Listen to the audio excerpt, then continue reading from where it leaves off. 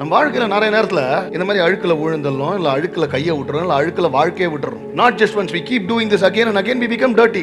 And இந்த கை அழுக்குள்ளே போயிட்டு வந்தோம்னா நம்மளை பார்க்குறோம்லாம், அவன் கையை பார்த்தியா எப்படி இருக்குது, அவன் வாழ்க்கையை பார்த்தா எப்படி இருக்குது, ஊன்ட்டான், காலி, அழுக்கு, இப்படியே நம்ம வாழ்க்கையில் நம்ம ஃபெயிலியர்ஸ் எல்லாமே ஒரு ஸ்டெயின் ஆகிடுது. And people start labelling us. சரியா? அண்ட் நம்மள நினைக்கிறேன் இதுதான் வாழ்க்கை. ஆனால் இந்த கை எவ்வளோ அழுக்கானாலும், see when I come to clean water, all I have to do is just take one dip.